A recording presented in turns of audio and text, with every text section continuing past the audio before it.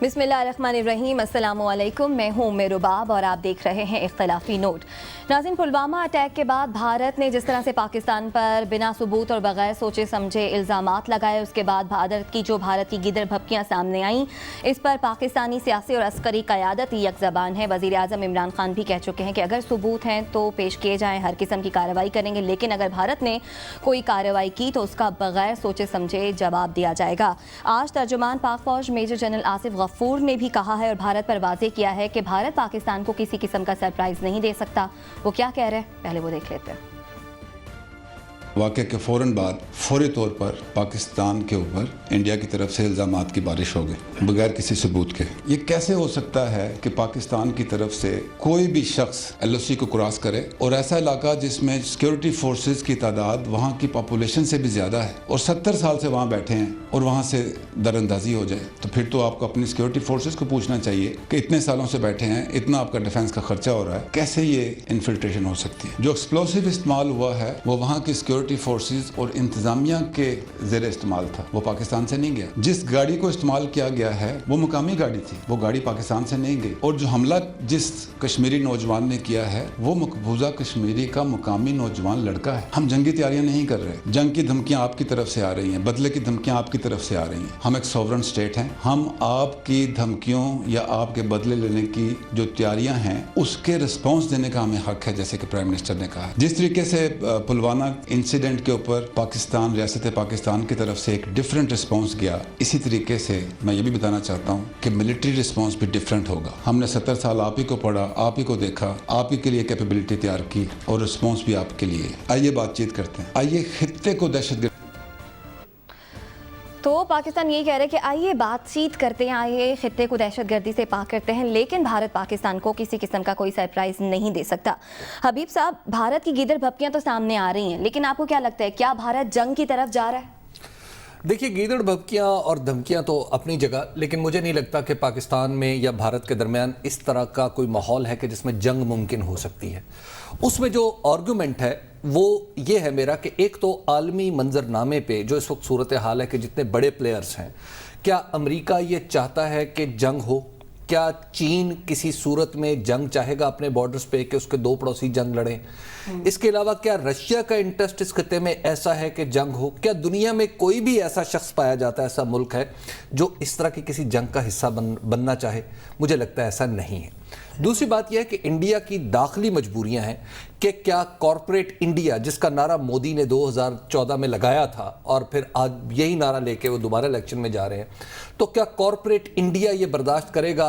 क्या Indian businessman ये बर्दाश्त करेंगे कि मोदी जो हैं मुल्क को किसी जंग में झोंक दे जिसके नतीजे में इंडिया के अंदर एक कसाद बाजारी का सिलसिला शुरू हो जाए? और फिर इंडिया को क्या ये सोचना नहीं होगा कि इंडिया के अंदर जो इतनी बड़ी फॉरेन इन्वेस्टमेंट पिछले 10 साल में आई है, तो उस फॉरेन इन्वेस्टमेंट का क्या होगा, या जो आइंदा मंसूबे लगने हैं तो क्या कोई सरमायाकारी मैच्योर हो सकेगी? माफ़ कीजिएगा। और लेकिन मेरा ख्याल है कि सबसे इंपॉर्टेंट बात कि क्या इंडिया को पता है कि इम्कानात जंग के अगर बने और जंग हो गई तो उसके बाद शायद क्या इंडिया अपनी मौजूदा शक्ल में रह भी पाएगा? क्या पाकिस्तान उसको रहने भी देगा? ऐसी सूरत में क्या जोग्राफिये में कुछ तब्दीली तो नहीं आ जाएगी? क्योंकि हम तो बहुत आगे तक तैयार हैं मामलात के लिए। तो मेरा ख्याल यह है कि मुझे नहीं लगता, और पाकिस्तान की तरफ से कहा जा रहा है कि हम बात करने के लिए तैयार हैं, जंग के लिए भी तैयार हैं, अब जैसे आपकी मर्जी। तो मेरा ख्याल यह है कि जंग जो है वो मुझे नज़र नहीं आ रही कि इंडिया और पाकिस्तान जंग के अंदर जाएं। जनूबी एशिया की दानिश जो है वो प्रिवेल करेगी। साथ आपको लगता है कॉर्पोरेट इंडिया ये बर्दाश्त कर पाएगा कि मईशत को भी ठीक ठाक नुकसान हो जाए, तमाम मामला ठप हो जाए और भारत को जंग में झोंक दिया जाए? देखिए, इसके अंदर तो कोई दो राय नहीं कि कॉर्पोरेट इंडिया क्या कॉर्पोरेट अमेरिका ये प्रॉपर्ली बर्दाश्त नहीं कर सका इतने अरसे के अंदर। दीगर दुनिया के ममालिक जंग नहीं बर्दाश्त कर सकते। और ये सिर्फ रिवायती जंग की हम बात नहीं कर रही। इस खित्ते के अंदर जंग हुई तो किसको क्या पता कि कहाँ तक बात जाए। इसलिए हम सबको दुआ गो भी रहना चाहिए, कोशिश भी करनी चाहिए कि जंग ना हो।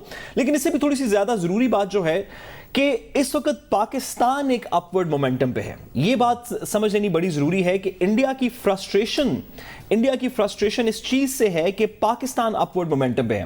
ہمارے پاس ایک نئی گورنمنٹ ہے, ہم نے دوسری دفعہ پولیٹیکل اپنا ڈیموکریٹک سائیکل پورا کیا جو کہ پاکستان کی تاریخ میں پہلے نہیں ہوا. ایک نئی گورنمنٹ ہے جو اسی پیج پہ ہے جس پیج پہ ہماری افواج پاکستان ہے. ہماری جو انٹرنیشنل ڈپلومیسی ہے, خواہ ملیشیا سے ہو, ٹرکی سے ہو, چائنا سے ہو, مڈل ایسٹرن کنٹری سے ہو, یو اے بھی, سعودی عرب بھی ہم نے دیکھا, قطر بھی ہم نے دیکھا, بلکہ اب رشین بھی ہماری جو ریلیشن شپس ہیں اور ان کا انٹرسٹ سی پیک کے اندر یہ بڑھ رہا ہے. اس تمام کو انڈیا آج سے پہلے پچھلی 2 دہائیوں میں ہمیشہ کاؤنٹر کرتا آیا. انڈیا نے ہمیں 2000s کے اندر ایک آئسولیشن کے موڈ کے اندر سے گزارا. انڈیا کے کہنے کے اوپر لوگوں نے ہمیں مختلف سینکشنز ہمارے اوپر لگا دی. یہ بات اب نہیں ہو رہی. اب پاکستان کی جو خطائی امپورٹنس ہے, پاکستان کی جو جغرافیکل امپورٹنس ہے, پاکستان کی جو اکنامک ٹرن اراؤنڈ ہو رہا ہے, اور خاص طور پہ میں یہ بات ضرور کرنا چاہوں گا کہ اس حکومت کا اس کے اندر کریڈٹ ہے, کیونکہ ہم نے دیکھا ہی کہ آج سے پہلے اس سے پچھلی حکومت کے ساتھ تو انڈیا کو کوئی اس طرح کا مسئلہ نہیں تھا. وہ تو ہمارے پچھلے وزیر اعظم صاحب کے بیانات اپنے حق کے دلائل کے اندر پیش کر رہے ہیں, اور وہاں پہ آپڈز چھپ رہے ہیں کہ جی جب سے وہ گئے ہیں تو انڈیا سمپیتھیٹک گورنمنٹ نہیں ہے پاکستان کے اندر. یہ جو چیزیں ہیں, ہماری انٹرنل پالیٹکس کی چینج اور ہمارے خطے کے اندر انفلوئنس کی چینج, یہ بیسک وجہ ہے انڈیا کی پریشانی کے لیے. اور میرا نہیں خیال کہ اس کو انڈیا جنگ کے تھرو ٹھیک کر سکتا ہے. ان کے لیے بہتر بھی یہ ہے کہ جنگ کے تھرو اس طرح کی کوئی کوشش نہ کرے. ٹھیک ہے, ہمیں جوائن کیا ریٹائرڈ ایئر مارشل شاہد لطیف صاحب نے. شاہد لطیف صاحب, اگر بھارت کسی قسم کی کوئی مہم جوئی کرتا ہے تو پھر پاکستان کی حکمت عملی کیا ہونی چاہیے؟ دیکھیں, یہ تو آج میرا خیال ہے کھل کر بات کر دی گئی, اور اس سے پہلے آپ نے دیکھا کہ پرائم منسٹر صاحب کی طرف سے جو بیان دیا گیا تھا وہ اس کے 2 پہلو تھے.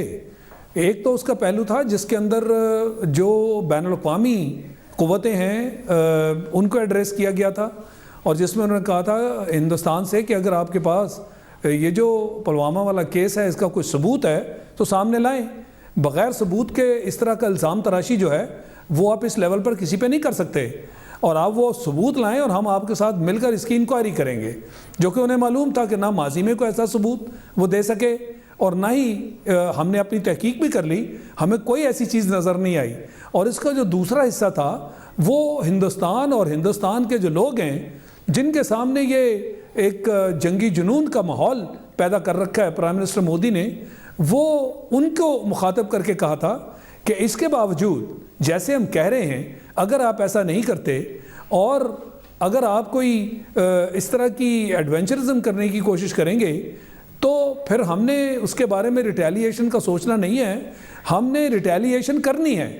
یہ بڑا 2 ٹوک قسم کا پیغام تھا کہ اگر آپ ایسی کو حرکت کرنا چاہیں گے تو اس کا جو آپ کو خمیازہ بھگتنا پڑے گا اس کا آپ اندازہ نہیں کر سکتے. اور جو لوگ تھوڑی بہت سمجھ رکھتے ہیں ہندوستان میں بھی. جی سوری, ذرا میں پوچھنا چاہ رہا تھا کہ آپ نے کیونکہ وار گیمنگ اس ریجن کی دیکھی ہوئی ہے بڑی کلوزلی, اگر خدا نہ خواستہ انڈیا کا اس طرح کا کوئی ارادہ ہو تو وہ کس نوعیت کا ہو سکتا ہے, وہ کیا ہو سکتا ہے؟ اگر جنگ کا ارادہ ہو تو کیا وہ کس نوعیت کا ہوگا؟ دیکھیں, میں لمبی چوڑی ڈسکشن میں تو خیر آپ کے پاس جا نہیں سکتا کیونکہ ٹائم محدود ہوتا ہے. آپ کو میں 1-2 مثالیں دے دیتا ہوں. آپ کو معلوم ہے نا کہ جب وہ اڑی کا واقعہ ہوا تو اس کے فوراً بعد پاکستان کو اسی طرح کی دھمکی دی گئی سرجیکل سٹرائک کی. جی, پھر وہ جو ڈرامہ رچایا گیا سرجیکل سٹرائک کا وہ بھی ہم سب کے سامنے ہے. یعنی کچھ چند راکٹ ہماری چوکیوں پر مار دیے گئے جو کہ روزمرہ کا ایک طریقہ کار ہے. وہ راکٹ ادھر سے ادھر یا ادھر سے ادھر.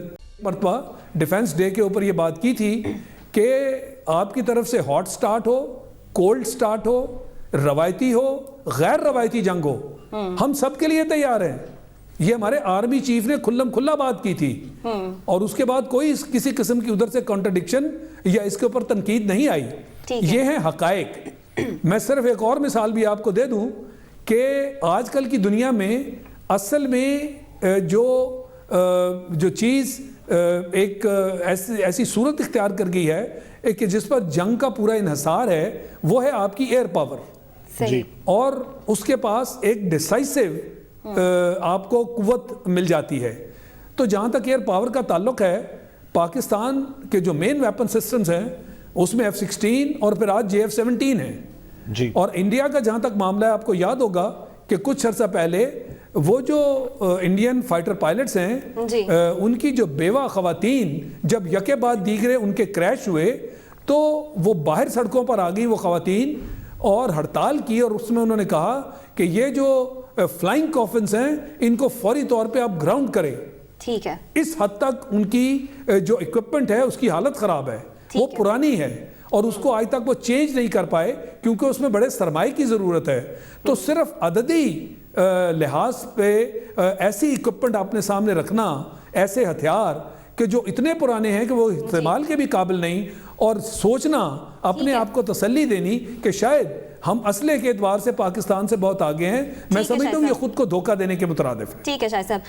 حبیب اکرم صاحب, army chief general Qamar Javed Bajwa نے بھی لائن آف کنٹرول کا دورہ کیا, جوانوں سے ملاقات ہوئی, ان کے جذبے کو سراہا ہے اور آپریشنل تیاریوں کا جائزہ لیا, اور انہوں نے بھی ایک بار پھر یہ واضح کر دیا ہے کہ پاکستان کسی کے دباؤ میں نہیں آئے گا, جو بھی کارروائی کی جائے گی اس کا اسی شدت سے جواب دیا جائے گا. دیکھیے یہ تو ایک طے شدہ بات ہو گئی ہے. اب جیسے خود ابھی ایئر مارشل صاحب بھی بتا رہے تھے کہ اب تو اس بات پہ ہمیں مزید غور و فکر کی ضرورت نہیں ہے. ہم یہ طے کر چکے ہیں کہ اس طرف سے اینٹ آئے گی تو ادھر سے جواب پتھر ہوگا, بلکہ پتھر بھی ایک نہیں ہوگا بلکہ شاید ایک سے زیادہ ہوں گے, تاکہ ایک ہمیشہ کے لیے یہ معاملہ جو ہے وہ حل کر دیا جائے. لیکن میں آپ کو اس کے ساتھ ایک اور عرض کرنا چاہوں گا. دیکھیے جو جنگ کے خطرات, جیسے ابھی ایئر مارشل صاحب نے ہماری سٹرینتھس بتائی, خود معاف کیجئے گا بھارت کے اندر کچھ ویکنسز پچھلے چند دنوں میں میرے لیے ایک حیرت کی بات تھی کہ ہم دیکھ رہے تھے کہ انڈیا میں ایسے لگ رہا تھا کہ ایک یونٹی پیدا ہو گئی ہے, یونٹی آف اپروچ پیدا ہو گئی ہے, اور پاکستان کے خلاف مجھے اس ماحول سے میں تھوڑا سا خطرے میں مبتلا تھا. لیکن پچھلے اگر آپ 48 گھنٹے میں وہاں پر ہونے والی ڈیولپمنٹس دیکھیں تو آپ کو لگتا ہے کہ وہ سسٹین نہیں ہو پائی وہاں پہ. وہ جو ایک کنسنسس کی کیفیت تھی اب وہ ختم ہوتی چلی جا رہی ہے. وہاں پہ جو کانگریس نے کھلے عام کہہ دیا ہے کہ مودی جو ہیں وہ پلوامہ کے واقعے کو پولیٹیکلی استعمال کر رہے ہیں, اور انہوں نے مودی کی یعنی مودی کی حکومت پر یہ اعتراض کیا ہے کہ جناب سب سے بڑا سانحہ تو یہ ہے کہ آپ پہلے سے پریڈکٹ ہی نہیں کر سکے, آپ کا انٹیلیجنس فیلئر ہے. اور تیسری بات یہ ہے کہ کشمیر کے حوالے سے یشونت سنہا جیسے لوگ جو ہیں وہ یہ کہہ رہے ہیں کہ آپ کشمیر کو کھو چکے ہیں, آپ کی پالیسیاں وہاں پہ ختم ہو چکی ہیں. جسٹس کاٹجو جیسے لوگ کہہ رہے ہیں کہ آپ پاکستان جس ملک کے ساتھ لڑنے جا رہے ہیں اس کے بعد شاید آپ کا نہ حلیہ ٹھیک رہے گا نہ جغرافیہ ٹھیک رہے گا. تو بات یہ ہے کہ وہاں پر اب سینٹی کی آوازیں جو ہیں وہ اٹھنے لگی ہیں, عقل مند لوگ جو ہیں ان کے ہاتھ میں معاملات آ رہے ہیں. تو مجھے لگ رہا ہے, یعنی میں اب اس بات پہ یکسو ہوتا چلا جا رہا ہوں, اور ساؤتھ انڈیا میں اگر اب ساؤتھ انڈیا یہاں پہ چونکہ ساؤتھ انڈیا کا میڈیا اس طرح مانیٹر نہیں کیا جاتا, ساؤتھ انڈیا کا میڈیا ایک آل ٹوگیدر ڈیفرنٹ سٹوری بتا رہا ہے. وہ ایسے لگ رہا ہے کہ جیسے irrelevant ہے پلوامہ. تو لہٰذا مجھے یعنی اب ہم مجموعی طور پر اس پوری کیفیت میں پلوامہ کے حملے سے مجھے یوں لگتا ہے کہ پولیٹیکلی بھی مودی اپنے ملک میں کمزور ہو گئے ہیں اور عمران خان اپنے ملک میں مضبوط ہو گئے ہیں. یعنی جو انہوں نے اپنے فائدے کے لیے سوچی تھی چیز وہ پاکستان کے فائدے میں جاتی ہوئی نظر آ رہی ہے. اچھا صاحب, یہ کوئی پہلا موقع نہیں ہے, اس سے پہلے بھی بھارت نے پاکستان پر الزامات لگائے, تو پچھلی حکومت نے ڈپلومیٹکلی ان معاملات کو کیسے ہینڈل کیا اور موجودہ حکومت کی حکمت عملی کیسی ہے؟ دیکھیں پچھلی حکومت نے معاملات کو ہینڈل کیسے کیا, پہ تھوڑی سی بات کرنے سے پہلے میں صرف حبیب صاحب کی بات میں کچھ ایڈ کرتا چلوں کہ بھارت میں 17 بائی میجورٹی کاؤنٹس, ویسے تو کہتے ہیں کہ 30 سے زائد, لیکن 17 مختلف سیپریٹسٹ موومنٹس چل رہی ہیں بھارت میں مختلف جگہوں کے اوپر, جس میں کشمیر ان میں سے صرف ایک ہے. 16 دیگر موومنٹس ہیں جو فارملی بھارت کے اندر چل رہی ہیں, اور اس کو بھارت خود بھی اکنالج کرتا ہے, ان کی گورنمنٹ بھی اکنالج کرتی ہے, صرف وہ انٹرنیشنل میڈیا کے اوپر اس طرح کور نہیں ہو رہی, بٹ یہ ان کو انٹرنلی بڑا خطرہ ہے. دیکھیں پچھلی گورنمنٹ نے جہاں پہ بہت ساری اچھی چیزیں کی, وہاں پہ پچھلی گورنمنٹ کے ایون جو اپنے سپورٹرز بھی ہیں, جو پی ایم ایل این کے اپنے سپورٹرز بھی ہیں, وہ بھی اس بات کا اکثر اعتراف کرتے نظر آتے ہیں کہ بھارت کے ساتھ پچھلی گورنمنٹ کا بڑا سافٹ ایٹیٹیوڈ رہا. خواہ وہ کلبھوشن یادو کا نام ہمارے سابق وزیر اعظم صاحب نے ایک دفعہ بھی نہیں لیا اپنے پورے ٹینیور کے اندر, بار بار ان کو بلکہ کہتے بھی رہے, ان سے اس بارے میں ان کی تنقید بھی میڈیا کے اوپر ہوتی رہی, لیکن انہوں نے ایک بڑی مفاہمتی چیزوں کو اتنی مفاہمت کی، بلکہ کہ لگتا تھا کہ تقریباً سبسروینس کر رہے ہیں. سرجن جنرل کی جب وزٹ آیا اس کے اوپر بڑی تنقید ہوئی. آپ نے دیکھا کہ ان کے اپنے گھر کی شادیوں کے اندر جس طرح نریندر مودی صاحب آئے، بڑی اچھی بات ہے، دوستی کے تعلقات ہونے چاہیے، لیکن پاکستان کے ایشوز کو کبھی بھی ہائی لائٹ پراپرلی نہیں کیا گیا. یہ ان کی تنقید تھی جو ان کے اپنی پارٹی کے سپورٹرز بھی فرام ٹائم ٹو ٹائم کرتے رہے. اس گورنمنٹ میں اور اس میں تھوڑا سا فرق یہ ہے کہ جہاں پہ ایکشنیبل یہ کرتاسپور والی بات بھی، جہاں پہ ایکشنیبل ہم نے اس گورنمنٹ نے ایکشن لیا کہ جی انڈیا کے ساتھ دوستی کا ہاتھ بڑھایا جائے، اور اب بھی کہا کہ جی اگر آپ ٹیررزم کے اوپر ڈائیلاگ کرنا چاہتے ہیں، پرائم منسٹر صاحب نے کہا تو آئیں شروع کر دیتے ہیں. ایکشنیبل کام کیا، لیکن ساتھ ہی ساتھ انڈیا کو یہ واضح کر دیا کہ نہ کلبھوشن یادو پر، نہ پلوامہ پر، نہ کسی اور چیز کے اوپر ہم آپ کے نہ بیانیے کو ایکسیپٹ کرتے ہیں، بلکہ ہمارا مختلف بیانیہ ہے جو انٹرنیشنل کمیونٹی میں ہم منوا بھی سکتے ہیں اور اس کے اوپر جیت بھی سکتے ہیں. اچھا شاہد لطیف صاحب، میں اگر آپ مجھے اجازت دیں تو میں ایک سوال کرنا چاہتا ہوں. یہ جو ابھی آپ نے اٹھایا یہ بڑا امپورٹنٹ نکتہ ہے. شاہد صاحب، اگر ہم اس کا مقابلہ کرتے ہیں بامبے اٹیک سے، بامبے اٹیک جب ہوئے تو ہماری طرف سے حکومت نے ایک موقع پہ یہ بھی کہا کہ آئی ایس آئی کے لوگ جا کے وہاں پر تفتیش میں شامل ہوں، اور دوسرا موقع وہ آیا جب اڑی پر اٹیک ہوا یا پٹھان کوٹ کا واقعہ ہوا. اس میں یعنی ایک ہینڈلنگ بامبے اٹیک کی، دوسری ہینڈلنگ اڑی کی اور پٹھان کوٹ والے واقعے کی، اور تیسری پلوامہ کے بعد. تینوں میں الزامات ہم پہ لگے، تینوں ایک ہی قسم کے واقعات ہیں. آپ کو کیا لگتا ہے کہ موجودہ حکومت کا جو رسپانس ہے یہ کس حد تک ڈیفرنٹ ہے، بہتر ہے، کمتر ہے، کیا ہے؟ دیکھیں، میں سمجھتا ہوں کہ فرق بہت واضح ہے کہ جن اٹیکس کی آپ نے بات کی، بامبے سے لے کر پھر اوڑی ہو یا پٹھان کوٹ ہو، ہم نے تو اس میں ایک طرح سے ایک ڈیفینسو جو ہے پوزیشن اڈاپٹ کر لی، اور ان کو خوش کرنے کے لیے یہ کہتے رہے کہ جناب ہماری ٹیم آئے گی اور ہماری ٹیم کو آپ دکھائیے کہ آپ کے پاس کیا کچھ ہے، اور پھر اس کے بعد ہم فیصلہ کریں گے. بامبے میں بھی ہم نے اس حد تک سٹانس لے لیا کہ آئی ایس آئی وہاں جائے. یعنی یہ عجیب سا مذہقہ خیز میں سمجھتا ہوں کہ جواب ہے کہ آئی ایس آئی وہاں جائے اور ان کے رحم و کرم پہ ہم اپنی اتنی بڑی آرگنائزیشن چھوڑیں اور پھر وہ وہاں بیٹھ کے اس کی تفتیش کریں. ہندوستان میں ہماری ٹیم جائے اور تفتیش کرے. دیکھیں، بات یہ ہے کہ سب سے پہلے ایسے معاملات میں جہاں یہ معاملہ ہوتا ہے اس سے ثبوت مانگے جاتے ہیں، جو آج ہم نے بات کی. آج جو پرائم منسٹر ہیں انہوں نے کہا آپ کے پاس جو ثبوت ہیں وہ آپ ہمیں دیں، یعنی آپ ثابت کریں. جیسے عدالتوں میں ہوتا ہے، یہ دیکھیں نا، ہم کب سے یہ کرپشن کے قصے سن رہے ہیں. جب کوئی کہتا ہے کہ فلاں نے کرپشن کی تو عدالت کہتی ہے ثبوت لائیں، کیونکہ جس نے اس پر الزام لگایا ہے اس کا ثبوت پیش کرنا اس کی ذمہ داری ہے. جیسے اس کو اب اپلائی کر لیں انڈیا پہ. یہ کیا وجہ تھی کہ ہمیشہ جب بھی ان کی طرف سے الزام آیا ہم ماننے کو تیار ہو گئے، اور اڑی کے معاملے میں تو ہم نے ایک ایف آئی آر تک کٹوا دی گجرانوالہ میں. یعنی یہ ذرا دیکھیے کہ کیا طریقہ کار ہے. یعنی ایک طرح سے آپ مان گئے یہ بتائیے گا کہ یہ کام ہم نے کیا ہے. ایف آئی آر کٹوانے کا کیا مطلب ہے؟ آپ اس پروسیس کو کیسے دیکھتے ہیں کہ سینئر ہم دیکھیں، میں جو آپ سے عرض کرنا چاہتا ہوں کہ کیا ڈفرنس کیا ہے with in the state institutions. کیا اس وقت بامبے سے لے کے پلوامہ تک کیا فوج اور پولیٹیکل حکومت کیا یہ الگ الگ سمتوں میں اس موقعوں پر بھی جا رہی تھیں، اور اس موقع پہ ڈیفرنٹ ہم دیکھ رہے ہیں کہ پہلے ایک تو نی جرک ری ایکشن نہیں دیا جا رہا، پہلے میٹنگ ہوتی ہے، پھر کچھ لفظ فریم کیے جاتے ہیں، ایک بالکل اچھے ایک بیان فریز کیا جاتا ہے اور طے کیا جاتا ہے کہ پرائم منسٹر اس کو آ کے بولیں گے. دوسری بار پھر ایک میٹنگ ہوتی ہے، پھر D G I S P R کے ذمہ لگایا جاتا ہے کہ آپ میدان میں آئیں گے. تو آپ کو لگ رہا ہے کہ یہ سسٹمیٹک امپروومنٹ ہے پہلے کی نسبت؟ دیکھیں، اس میں بھی میں آپ کے گوش گزار یہ بات کرنا چاہوں گا کہ بڑا واضح فرق ہے. یہ بار بار معاملہ کیوں اٹھ کے آتا ہے سول ملٹری ریلیشنز والا، اور یہ بار بار معاملہ کیوں اٹھ کے آتا ہے کہ کیا ادارے ون پیج پہ ہیں؟ یہ حکومت کو بار بار کیوں لوگوں کو بتانا پڑتا رہا؟ آپ دیکھیے کہ جناب ہم اور جو فوج ہے ہم ایک پیج پر ہیں. یعنی ایک طرف سے بیان بازی بھی آپ کر دیں اور جو صحیح ایکشن ہے وہ آپ نہ لیں، آپ فوج کو انوالو ہی نہ کریں. ایمارشل صاحب جبکہ ڈپارٹمنٹ کیا ان کا ہو ڈان جہاں لیکس آپ جیسے نے ایونٹس کی وجہ سے یہ کلیریفیکیشن دینی پڑتی ہے؟ دیکھیں اسی لیے ہوا نا کہ ایک حکومت تھی اس میں میمو گیٹ ہو گیا, دوسری حکومت تھی ڈان لیکس ہو گیا, اور اب کلبھوشن والا جو معاملہ ہے اس میں کس کو کوٹ کیا گیا؟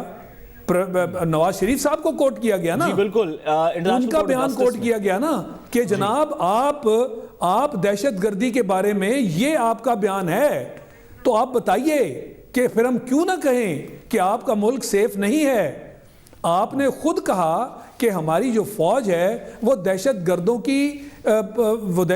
کی پشت پناہی کرتی ہے. آپ اندازہ تو کریں, اس سے بڑھ کے اپنے ملک کے خلاف کوئی بیان دیا جا سکتا ہے؟ اور یہ یہی فوج ہے نا جس نے ہزاروں قربانیاں دی, اور آج جو پاکستان کا نقشہ ہے گلیوں کا بچہ بھی جانتا ہے کہ آج پاکستان جو امن اور استحکام کی حالت میں آیا ہے یہ کن قربانیوں کی وجہ سے آیا ہے, یہ کنہوں نے قربانیاں دی ہیں. آج اگر کراچی ہمارے ساتھ موجود تھے, تاہم اب پاکستان کی سیاسی اور عسکری قیادت ایک پیش پر ہے. واپس آئیں گے اس بریک کے بعد, ہمارے ساتھ رہیے گا.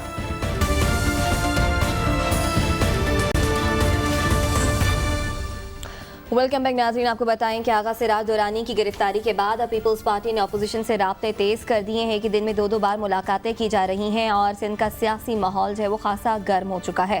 تو کیا اس گرفتاری کو سندھ میں ہونے والی مزید گرفتاریوں کی جانب پہلا قدم سمجھا جائے؟ اسی ساری صورتحال پر بات کریں گے. رہنما پیپلز پارٹی اور جنرل سیکرٹری پنجاب چودھری منظور صاحب ہمارے ساتھ موجود ہیں. چودھری صاحب بہت شکریہ آپ کے وقت کا. یہ بتائیے گا کہ اب آغا سراج دورانی کی گرفتاری کے بعد کیا کچھ مزید گرفتاریاں ہونے جا رہی ہیں؟ نہیں دیکھیں, گرفتاریوں کا ایشو نہیں ہے. گرفتاریاں جتنی کرنا چاہیں وہ کریں, ہمیں اس سے کوئی پرابلم نہیں ہے. اصل پرابلم یہ ہے کہ جس طریقے سے گرفتار کیا گیا, اور جب آغا سراج دورانی صاحب تعاون کر رہے ہیں, انہیں جو بھیجا گیا انہوں نے پر کر کے واپس دے دیا. مثلا نیب کسی کو ریفرنس انکوائری پہ گرفتار کر رہی ہے, کسی کو انویسٹیگیشن پہ, کسی کو ریفرنس فائل کر کے, کسی کو ریفرنس فائل کر کے بھی نہیں گرفتار کر رہی. تو پھر یہ جب وہ ملک کے اندر موجود ہیں, کراچی کے اندر موجود ہیں, الزامات کیا ہیں؟ 3 ہیں. ایک نوکریاں دی ہیں وہاں پہ لوکل گورنمنٹ میں, دوسری نوکریاں دی ہیں اسمبلی کے اندر, ان سارے کے ریکارڈز تو محکموں کے اندر موجود ہیں. اور تیسرا ایسٹ بیونڈ مینز جو ہے انہوں نے واپس جواب دے دیا ہے. وہ کوئی ان کے والد بھی اسپیکر رہے, ان کے چچا بھی اسپیکر رہے, وہ خود دوسری ٹرم اسپیکر کی لے رہے ہیں. تو پھر اس طرح سے ان کو تذلیل کر کے گرفتار کرنے کا مطلب یہ ہے کہ پہلے انہوں نے چیف منسٹر پہ حملہ کیا تھا, اس کا مطلب سندھ حکومت پہ حملہ کیا تھا. اب سندھ اسمبلی پہ حملہ ہے, اسپیکر کی گرفتاری کا مطلب یہ ہے. اچھا چودھری صاحب, یہ تو آپ دیکھیں, یہ تو آپ نے تو واقعات کو وہ شکل دے دی جو آپ کو پولیٹیکلی سوٹ کرتی ہے. یہ بتائیے گا کہ آپ ہی کے ساتھ اپوزیشن میں بیٹھی ہوئی ایک پی ایم ایل این بھی پارٹی ہے, اور قومی اسمبلی میں آپ سے بڑی پارٹی ہے, اس کے جو جتنے رہنما ہیں وہ تو ایک ڈیو پروسیس آف لا سے گزر رہے ہیں, اور پھر گزر کے ضمانتیں بھی ہو رہی ہیں, اندر بھی ہو رہے ہیں, ریلیف بھی مل رہے ہیں, نہیں بھی مل رہے. آپ کو کیا پرابلم ہے؟ آپ کے اسپیکر کو روکنا چاہتے ہیں اتنا پروٹیسٹ کر کے, رجسٹر کرا کے؟ نہیں, ہم نے پروٹیسٹ نہیں کیا. وہ چاہ رہے تھے, جو پیچھے سے پلان کرنے والے لوگ ہیں نا, وہ یہ چاہ رہے تھے کہ ہم کو بہت زیادہ پروٹیسٹ کریں گے, سندھ کے اندر کال دے دیں گے, یہ کر دیں گے. ہم نے نہیں کیا. وہ تو اگر ان خواتین کو وہ باہر آنے دیتے, یا ہماری 1-2 خواتین کو ان کے گھر کے اندر جانے دیتے, جس طرح سے انہوں نے خواتین کی تذلیل کی ہے, تو شاید لوگ ان کے گھر کے باہر بھی نہ جاتے. ہم نہیں روک رہے ان کو. ہم یہ کہہ رہے ہیں کہ بڑی سمپل حبیب صاحب بات کر رہے ہیں, بڑی سادہ ہمارا ایک سوال ہے, جو کرنا ہے سب کے لیے ایک کر دیں. مثلا عقیل کریم ڈیڈی صاحب کہتے ہیں کہ 90 لاکھ ہیں اس ملک کے اندر fake accounts, J I T کہتی ہے 5000 ہیں. 18 اکاؤنٹس ہیں جو عمران خان اور عمران اسماعیل آپریٹ کرتے رہے ہیں, فیک اکاؤنٹس, جو ابھی الیکشن کمیشن کے اندر مقدمہ ہے. تو جہانگیر خان ترین صاحب کے فیک اکاؤنٹس ہیں, لیکن صرف 16 پہ مقدمہ چلے گا. یا سارے غلط ہیں یا سارے ٹھیک ہیں, یا آپ باقیوں کو کہہ دیں کہ نہیں باقیوں کے لیے کلین چٹ ہے. چودھری صاحب, تو ہم یہ ان کو کہتے ہیں کہ جو کرنا ہے سب کے لیے ایک جیسا سلوک کر دیں, اور ایک پولیٹیکل پوائنٹ میں جو ایکچوئل پوائنٹ ہے وہ بنا لوں. آپ پھر اس کے بعد سوال کیجئے گا. میں ان سے کہتا ہوں کہ اگر آپ کا پرابلم یہ ہے کہ آپ سندھ اسمبلی کو توڑ کے این ایف سی ایوارڈ سی سی آئی کے اندر آپ این ایف سی ایوارڈ کو چھیڑنا چاہتے ہیں, اور آپ وہاں پہ سی ایم سندھ کو ہٹانا چاہتے ہیں چونکہ باقی تو آپ کی پروکسیز بیٹھی ہیں نا, آپ اپنے گورنر کو لا کر اس کو کرنا چاہتے ہیں, صوبوں کا حقوق پہ ڈاکہ ڈالنا چاہتے ہیں, تو آپ سیدھا کریے. پھر ادھر ادھر سے کبھی سندھ کی حکومت پہ چڑھائی کر دی جاتی ہے, کبھی ادھر کر دی, اس کی ضرورت نہیں ہے. چودھری صاحب دوسری سائیڈ یہ کہتی ہے, جو تنقید کرتے ہیں آپ کی پارٹی کے, وہ کہتی ہے کہ آپ کی پارٹی بھی وہی کام کر رہی ہے جو دیگر اپوزیشن پولیٹیکل پارٹیز کرتی ہیں, کہ یہ نہیں کہتے کہ ہم نے چوری نہیں کی, کہتے ہیں کہ وہ جو دوسرے بندے نے لگتا ہے چوری کی ہے اس کے ساتھ بھی ہمارے جیسا سلوک کیا جائے. دوسری بات یہ کہ آپ کی جو لاسٹ پارٹ تھا سوال کا, اس کے اوپر تنقید یہ لوگ کرتے ہیں کہ آپ جب بھی 18ویں ترمیم ریلیٹڈ کسی بھی بات پہ, خواہ آرٹیکل 63 ہو, این ایف سی ایوارڈ ہو, آرٹیکل 148 گورنمنٹ لوکل گورنمنٹ کے ایشوز ہوں, جب بھی اس کے اوپر کسی بات کے اوپر کوئی بندہ پولیٹیکل ڈیبیٹ کرنے لگتا ہے تو آپ کہتے ہیں کہ یہ جمہوریت پہ, ہمارے پہ حملہ, جمہوریت پہ حملہ ہے. جس طرح نواز شریف صاحب بھی یہ کہتے تھے کہ ہمارے پہ حملہ, جمہوریت پہ حملہ ہے. یہ صرف سیاسی ڈیفنس ہے, قانونی ڈیفنس کیا ہے؟ کیا بھرتیاں ہوئی ہیں غلط؟ کیا واقعی ان کے ایسٹس بیونڈ مینز کے کیس کے اندر پکڑا نہیں جانا چاہیے؟ کیا جس طرح باقی تمام لوگوں کو پکڑا گیا, کیا اسی طرح کا رویہ آپ کے ساتھ نہیں ہونا چاہیے؟ نہیں دیکھیں, ہم یہ گزارش کرتے ہیں کہ ہم تو کب سے یہ تماشا بھگت رہے ہیں. ضیاء اللہ کے سارے دور میں ہم نے یہ تماشا بھگتا اور کہا گیا کہ ایوب خان سے شروع کر لیں, اس نے کہا تھا کہ یہ ایوب خان کی کیبنٹ میں تو ذوالفقار علی بھٹو صاحب خود تھے. خان آیا تو ایوب خان کی کیبنٹ میں تو بھٹو صاحب خود بھی تھے. جی وہی میں بات کر رہا ہوں.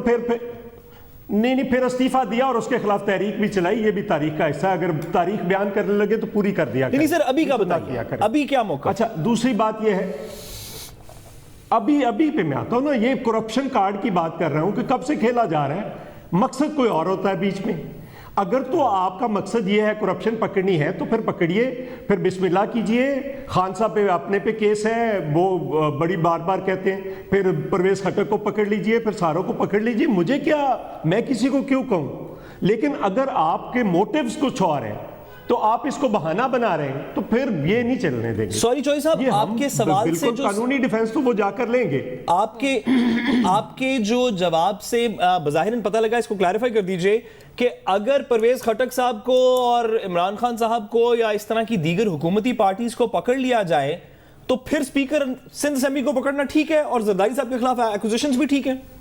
نہیں, میں یہ کہہ رہا ہوں کہ اگر آپ صرف اس بنیاد پر کر رہے ہیں تو پھر جن پہ الزامات ہیں سب سے استعفے لے لیجئے. اصولی 2 طریقے ہوتے ہیں استعفیٰ لینے کے یا پکڑنے کے. آپ سب کے لیے, مثلا مجھے اگر آپ پکڑنا چاہتے ہیں ایک جیسے کیس پہ, میرا اصولی موقف یہ ہے کہ ایک جیسے کیس پہ اگر آپ ایک کو چھوڑ رہے ہیں دوسرے کو پکڑ رہے ہیں پھر اس کا مطلب غلط ہے. میں یہ کہہ رہا ہوں کہ جو قانونی ڈیفنس کی بات کر رہے ہیں وہ تو لیں گے نا جا کر. مثلا آصف زرداری صاحب پہ 4 قتلوں کے کیس تھے, آصف زرداری صاحب پہ 1 ٹرک ہیروئن کی سمگلنگ کا کیس تھا, آصف زرداری صاحب پہ سونا پکڑا گیا تھا, ڈالروں سے بڑا ٹرک لاہور سے پکڑا گیا تھا. وہ سارے کدھر ہیں؟ ایک بندے کو وہ بم باندھ کر لے گا عدالت کے اندر, وہ سارے یہ بتائیے گا کہ اس وقت جو صورتحال اسی قسم کے کیسز پھیرے, وہ یہ ہے کہ نیب پی ٹی آئی تو آپ پہ کھل کے الزام بھی لگاتی ہے, بلکہ آپ کو یاد دلاتی ہے کہ آپ بھی حکومت میں رہے ہیں, پی ایم ایل این بھی رہی ہے, تو نیب کے قانون کو چینج کر لیتے. تو کیا اب ایسی کوئی موو بنتی ہوئی نظر آ رہی ہے؟ پیپلز پارٹی کیا ایسی کسی کوشش کا حصہ ہے؟ میں نے سنا تھا کہ ہے, بات چل رہی ہے, ایک کمیٹی بھی بنی ہوئی ہے, تو اب اس پروسیس کو تیز کریں. نہیں, پاکستان پیپلز پارٹی یہ کہتی ہے کہ اگر آپ نے یہ لے کر آنا ہے تو پھر کوئی مقدس گائے نہیں ہونی چاہیے, پھر سب کا کریں, پھر میڈیا کے لوگوں کا, پھر پولیٹیشین کا, پھر بیوروکریسی کا, پھر جرنیلوں کا, پھر ججوں کا, سب کے ایک بندہ. ہمارا نام آپ نے ضروری ڈالنا چاہتے ہیں, آپ تو ہمارے دوست ہیں, ہمیں تو جانے دیں. یہ اکراس دی بورڈ بڑی اچھی بات ہے. نہیں مطلب آپ کے اندر اتنے اچھے لوگ ہیں کہ آپ کے بندے بھی ایسے مل جائیں گے جو اس بورڈ پہ چلے جائیں گے. سیاستدانوں میں بھی میاں رضا ربانی صاحب جیسے یا اور لوگ مل جائیں گے جو اس بورڈ میں جا سکتے ہیں, جن کے بارے میں کوئی کریڈیبلٹی نہیں. جرنیل بھی ایسے مل جائیں گے, بیوروکریٹ بھی مل جائیں گے, جج بھی مل جائیں گے. تو سب کے لیے کر دیجئے, ہم کب روک رہے ہیں؟ ٹھیک ہے, تو کون روک رہا ہے اس وقت اس ترمیم کو؟ یعنی آپ کہہ رہے ہیں کراس دا بورڈ ہونا چاہیے, تو رکاوٹ کون بنا ہوا ہے؟ روکنے والے روک رہے. اچھا چودھری صاحب یہ بتائیے گا کہ آپ کو ایسا کیوں لگتا ہے کہ اکراس دا بارڈر جو ہے وہ کارروائی نہیں ہو رہی؟ نون لیگ کی گرفتاریاں ہوئی ہیں, آغا سراج دورانی اگر گرفتار ہوئے ہیں تو پاکستان تحریک انصاف کے سینئر وکیل بھی گرفتار ہیں. मुझे ये बताएं, ये तमाशा जो होता है ना, मसलन कहता बड़ा शोर हुआ था कि शरजील मेमन के घर से 5 अरब रुपया बरामद हो गया जी। तो वो जो बरामद होता है ना जी, साद रसूल साहब बैठे, वो माल मुकदमा होता है, जो उसमें खुर्द-बुर्द करता है केस तो उस पर बनना चाहिए। बताइए ना किधर है वो 5 अरब रुपया।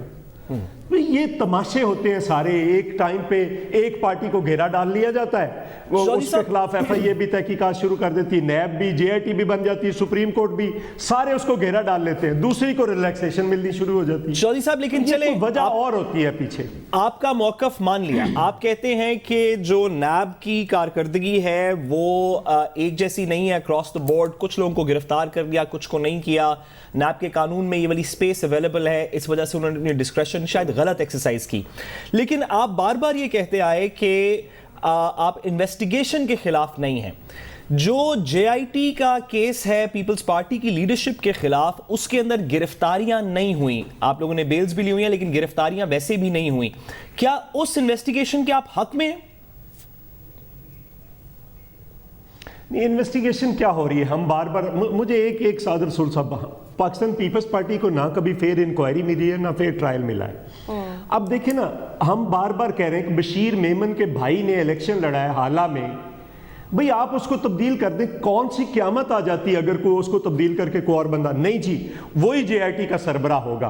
तो फिर उसके बाद हम क्या कहें इनको? फिर चीफ जस्टिस साहब ओपन कोर्ट में फरमाते हैं कि JIT में से और ECL में नाम निकाल दें बिलावल भुट्टो का और CM सिंह का, फैसला आता तो नहीं निकाला जाता। हम जुल्फकार अली भुट्टो से या मोहतरमा नुसरत भुट्टो के मार्शल लॉ के खिलाफ जो केस था, उससे लेकर आज तक आ जाए, क्या पीपल्स पार्टी के साथ किया गया है? अच्छा चौधरी साहब, कितना करना है आप लोगों ने? चौधरी साहब मुख्तसरन बस ये बता दें, खबरें आ रही हैं कि अप्रैल में हुकूमत के खिलाफ कोई तहरीक चलाई जानी है, आप अपोजिशन से भी खूब राब्तों में है, अपोजिशन को भी साथ मिलाया जाएगा? देखिए ये हक होता है अपोजिशन पार्टियों का कि वो अपने तौर पर अपोजिशन करें जब वो मुनासिब समझे, किसी भी जमात के खिलाफ अदम इत्मीनाद ले आए। वो एक सियासी प्रोसेस का हिस्सा है। हम सियासी प्रोसेस के हिस्से के अंदर उस पर कोई गलत चीज़ नहीं समझते। हम ये समझते हैं कि अगर बाहर से कोई पॉलिटिकल इंजीनियरिंग की जा रही हो तो वो गलत है। किसी को उठा कर किसी जमात से निकाला जा रहा हो, दूसरी जमात में भेजा जा रहा हो, या कोई इलेक्शन में इंजीनियरिंग हो रही। जी हुकूमत तो नहीं गिराने वाले ना आप? हुकूमत खुद गिरने वाली है उसकी बेचारी। ठीक है, बहुत शुक्रिया। पीपल्स पार्टी के रहनुमा चौधरी मंजूर हमारे साथ मौजूद है। बहुत शुक्रिया आपके वक्त का। वापस आएंगे इस ब्रेक के बाद।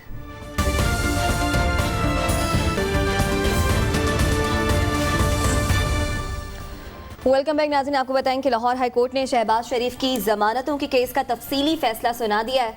हबीब साहब, वो जो तमाम एलिगेशंस लगाई गई थी शहबाज शरीफ पर, वो तो उड़ा कर रख दी गई हैं। मतलब नून लीग के मौक़िफ़ को भी इससे तक़वियत मिलेगी, केस कमज़ोर हो गया। देखिए, मेरा ख्याल है कि इस फैसले को एक तो बिल्कुल नून लीग को यूँ नहीं लेना चाहिए कि इसके ऊपर झूमर डालना शुरू कर दें और लुड़ियाँ डालना शुरू कर दें। नो डाउट इस फैसले में जो कुछ, यानी आशियाना केस का फैसला भी और साफ पानी केस का फैसला भी, इसमें नज़र बज़ाहिर ऐसा लगता है कि नैब के केस में कुछ सिरे से जान थी ही नहीं।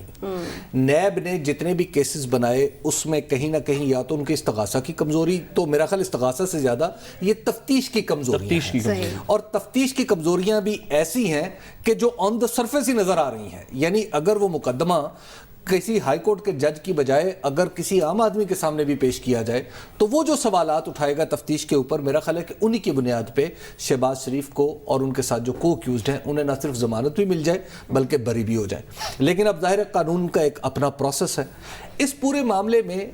लेकिन उस फैसले को याद रखना चाहिए, दोनों फैसलों को, कि ये दोनों जमानत के फैसले, ये हतमी फैसले नहीं, नवाज शरीफ वाला भी ये हतमी फैसले नहीं है, ये अभी ट्रायल होना है।